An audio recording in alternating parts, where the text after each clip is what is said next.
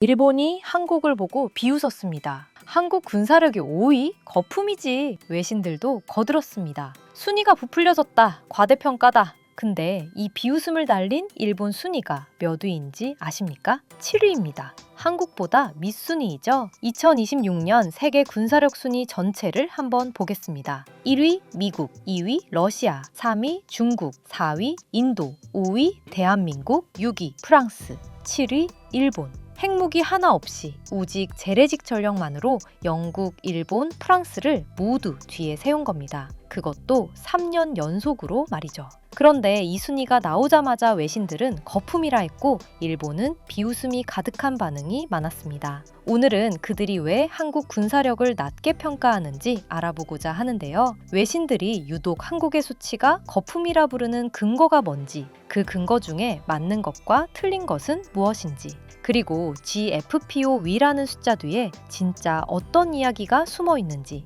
끝까지 보시면 그들이 어떤 생각으로 우리를 낮게 보려 하는지 이해하실 수 있으실 겁니다. 그러면 먼저 이 순위를 만든 기관이 정확히 어떤 곳인지 먼저 알아야겠죠? GFP, 글로벌 파이어 파워. 미국의 민간 군사 분석 사이트인데 매년 145개국 군사력을 평가해서 순위를 발표합니다. 이곳은 60개 이상의 개별 항목 지표를 써서 점수를 산출하는데요. 탱크 몇 대, 전투기 몇 대, 함정 몇 척, 병력 몇 명, 국방 예산 얼마. 한마디로 각국이 보유한 모든 무기와 병력의 숫자를 세는 겁니다. 야구로 비유해 볼게요. 두 팀이 있습니다. A팀은 선수단 명단이 화려합니다. 타율 높은 타자 10명에 150kg짜리 투수 5명. 반면에 B팀은 선수 수가 적은 대신 감독의 불펜 운용이 기가 막히고 선수들 체력 관리가 완벽합니다. 하지만 GFP는 오로지 선수 명단이 화려한 A팀에 높은 점수를 줍니다.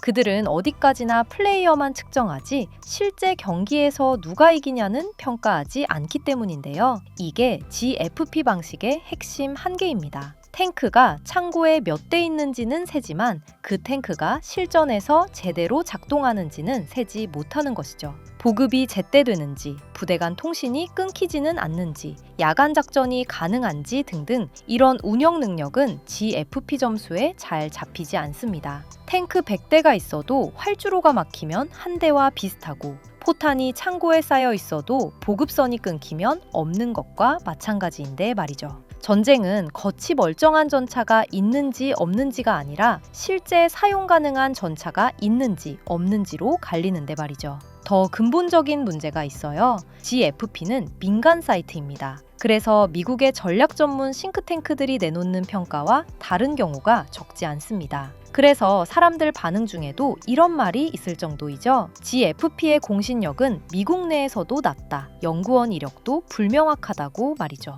GFP 순위를 참고 지표로 쓰는 건 괜찮지만 이걸 절대적인 성적표로 믿으면 안 된다는 지적은 군사 전문가들 사이에서 공통적으로 나오는 이야기입니다. 그래서 외신들이 거품이라 부를 때 노리는 첫 번째 포인트가 바로 여기입니다. 그 순위표 자체가 불완전한 기준으로 만들어졌다는 거죠. 이 지적은 앞의 내용 때문에 틀리진 않는 것이죠. 근데 여기서 논리가 이상하게 꼬입니다. GFP 기준이 불완전하면 그 기준으로 나온 모든 나라 순위가 다 불완전한 거잖아요. 1위 미국도, 2위 러시아도, 3위 중국도.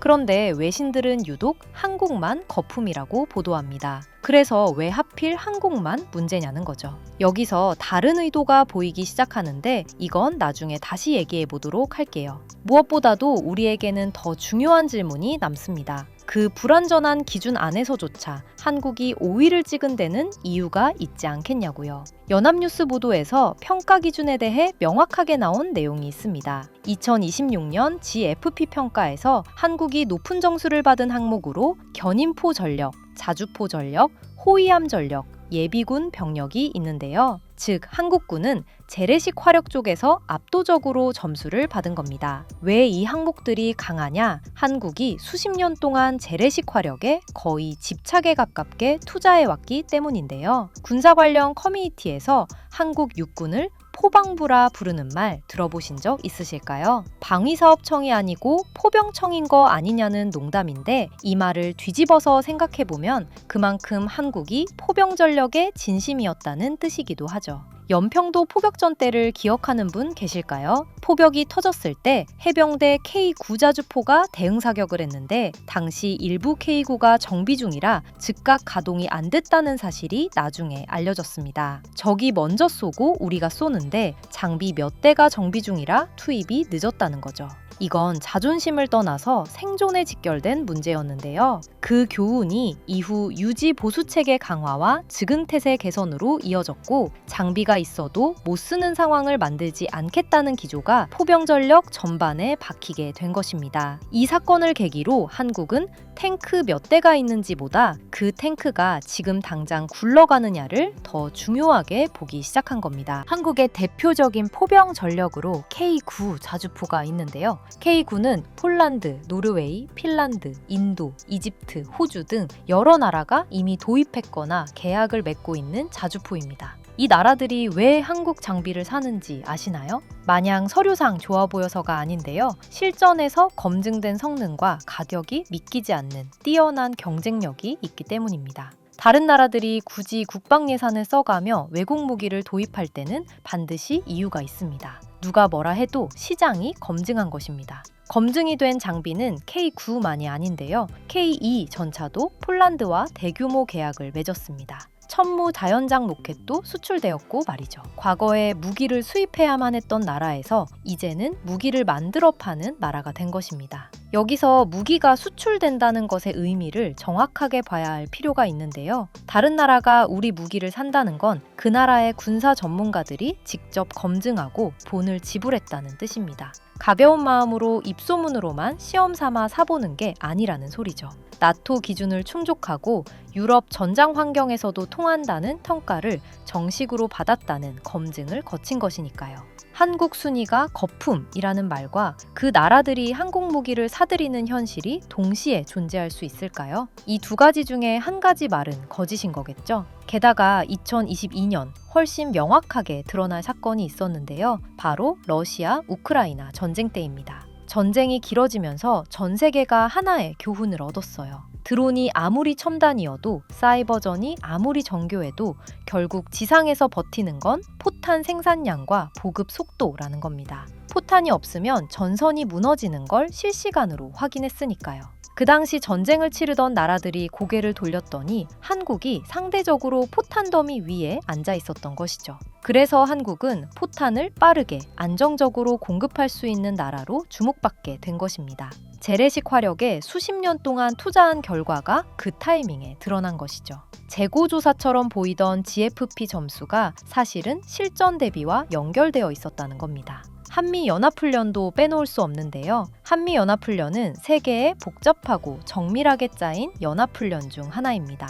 단순히 탱크 몇 대가 있느냐가 아니라 그 탱크들이 미군과 같은 타이밍에 같은 작전 체계 안에서 어떻게 움직이느냐를 수십 년 동안 반복해서 연습해오는 것입니다. GFP는 이런 류를 제대로 반영하지 못하는데요. 실전에서는 이 훈련의 밀도가 승리와 패배에 결정적 차이를 만듭니다. 그러니 5위라는 숫자가 오히려 과소평가일 수도 있다는 말이 나오는 것이죠. 여기서 하나 더 생각해 볼 게 있습니다. 한국이 145개국 가운데 5위를 차지하면서 영국, 일본, 프랑스 같은 전통 군사 강국들을 앞섰다는 것인데요. 영국과 프랑스는 핵 보유국이고 일본은 최근 당위비를 대폭 늘리며 군사력 강화에 나서고 있습니다. 인구도 경제 규모도 이 나라들보다 작거나 비슷한 한국이 재래식 화력의 힘으로 이 자리를 차지하고 있는 것입니다. GFP 기준이 불완전하다는 점을 감안하더라도 그 기준으로 핵 보유국들을 뒤에 세웠다는 사실만큼은 수십 년 방위산업 투자가 쌓인 결과라고 볼 수 있겠죠. 그렇다면 외신들의 거품 발언이 완전히 틀렸냐? 솔직히 말씀드리면 반은 또 맞다고도 볼 수 있는데요. 외신들이 지적하는 두 번째 포인트가 있어요. 인구 문제입니다. 한국의 저출산과 인구 감소는 전 세계가 주목하는 이슈고 군사력에도 영향을 미칠 수밖에 없습니다. 군대 전투력은 무기 개수만으로 결정되지 않습니다. 그 무기를 운영할 숙련된 인력이 있어야 하거든요. 장교, 부사관, 숙련병사, 병력이 줄어들면 아무리 좋은 장비도 가동률이 떨어질 수밖에 없습니다. 이 지적은 틀리지 않은 것이죠. 핵 문제도 있습니다. GFP 기준 1위부터 4위인 미국, 러시아, 중국, 인도는 모두 핵 보유국입니다. 하지만 한국은 핵이 없습니다. 핵은 전쟁의 최후 억제력의 핵심인데 그 최상단이 비어 있다는 건 사실이니까요.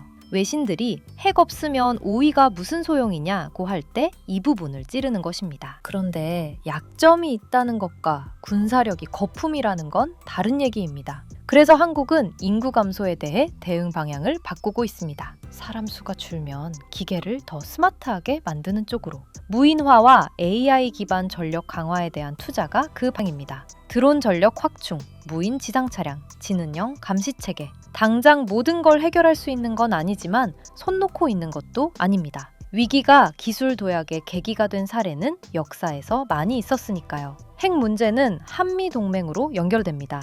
미국의 확장 억제력, 즉 핵 우산입니다. 쉽게 설명하면 이렇습니다. 누군가 한국에 핵을 쏘면 미국도 가만히 있지 않겠다는 선언입니다. 한국이 직접 핵으로 맞받아치는 게 아니라 미국의 핵이 대신 억제력으로 작동하는 구조인 것입니다. 이게 완벽하냐고 물으면 논란이 있습니다. 미국이 정말 우리를 위해 핵을 쓰겠냐는 의구심, 그리고 동맹이 언제까지 유지될지 모른다는 불확실성. 이 논란은 실제로 있고, 그래서 한국이 독자적으로 핵을 보유해야 한다는 주장이 나오는 것이기도 합니다. 이건 따로 깊게 다뤄야 할 주제가 되겠죠? 하지만 여기서 외신들이 편리하게 빠뜨리는 사실이 하나 있습니다. 한국 바로 옆에 세계 1위 핵 보유국 미국이 붙어 있다는 거죠. 주한미군이 주둔하고 항공모함이 주기적으로 들어오고 B-52 전략폭격기가 한반도 상공을 날아다닙니다. 이 상황에서 한국은 핵이 없으니 억제력도 없다고 단정하는 건 미국의 존재를 아예 지운 채 계산하는 셈이 되는 것입니다.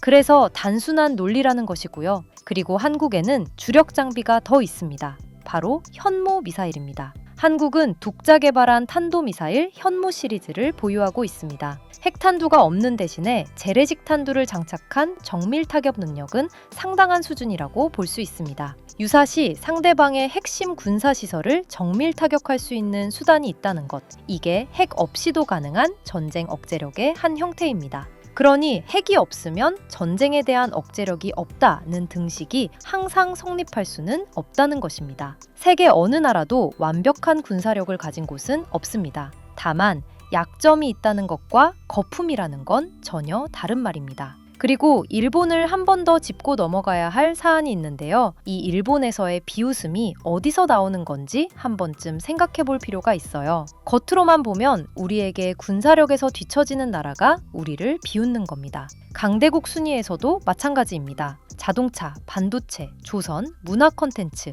경제 지표에서도 한국과 일본의 격차는 빠르게 좁혀지고 있습니다. 국민학교 다닐 때 일본을 넘어서는 게 가능하냐고 물었다면 아마 아무도 그렇다고 답하지 않았을 겁니다. 그런데 지금은 그 격차가 현실이 되어가고 있으니까요. 그렇게 격차가 줄어들고 있는 와중에 외신들이 한국만 거품이라고 한다는 말씀을 드렸죠. 여기 의도가 하나 있습니다. 한국의 군사력 위상이 올라갈수록 방산 수출이 늘어날수록 주변국 입장에서는 그 위상을 흔들어 놓는 게 유리합니다. 저 나라 순위는 뻥튀기라는 이미지를 심으면 한국산 무기 도입을 검토하는 나라들이 망설이게 되거든요. 시장 정쟁에서 상대를 깎아내리는 방식입니다. 군사력 논쟁이 사실 경제 논쟁과 연결되어 있다는 겁니다. 타이밍을 보면 더 명확해집니다. 한국 방산 수출이 가장 많이 화제가 된 시기에 외신에 한국 군사력 거품 기사가 쏟아졌습니다. 한국이 조용히 무기 만들고 있을 때는 별말이 없었습니다.